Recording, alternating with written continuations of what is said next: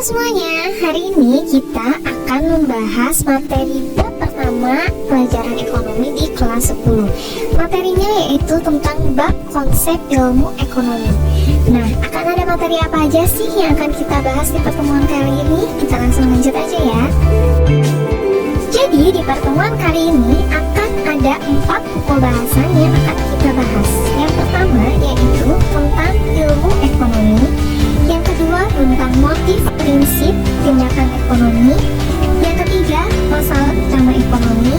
Dan yang keempat macam-macam kebutuhan. Kita langsung bahas aja ke pokok bahasan yang pertama yaitu ilmu ekonomi.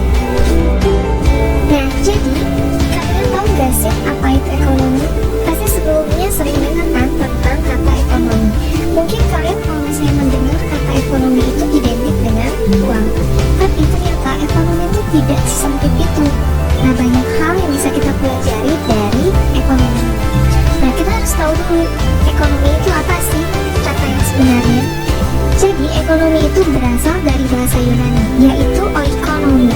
Nah, oikonomi ini berasal dari dua kata, oikos dan nomos. Oikos itu berarti rumah tangga dan nomos itu berarti aturan. Nah, jadi ekonomi ini memiliki dua arti, dalam arti sempit dan dalam arti luas. Nah, ekonomi dalam arti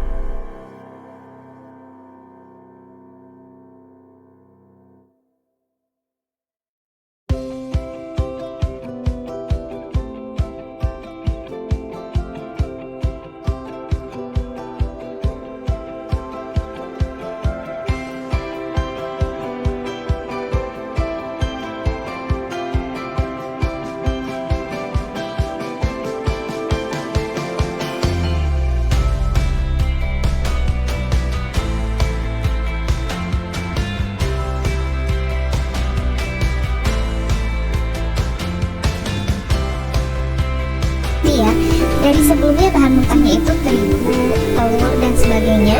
Ketika telah melalui proses produksi, maka nilai gulanya akan bertambah, yaitu saat menjadi roti bisa kalian konsumsi. Nah, itu yang dimaksud dengan produksi itu bisa menambah nilai gula. Nah, yang kedua yaitu distribusi.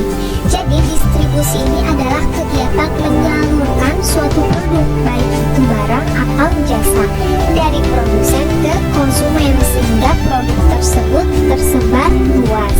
Nah, kan tadi setelah produksi nih, bagaimana caranya agar bisa sampai ke konsumen, yaitu melalui proses distribusi. Misalnya nih, pabrik itu kan ada di kota Jakarta.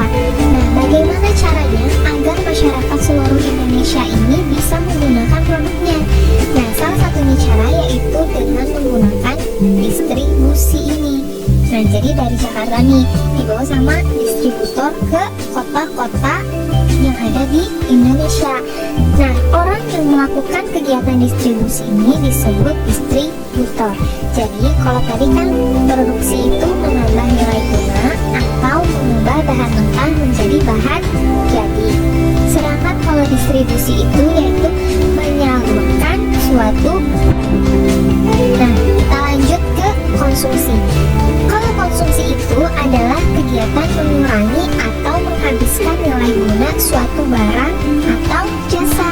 Nah, konsumsi ini kebalikannya dari produksi. Kalau tadi produksi menambah nilai guna, kalau konsumsi ini mengurangi atau bahkan menghabiskan. Kenapa mengurangi atau menghabiskan? Karena kita konsumsi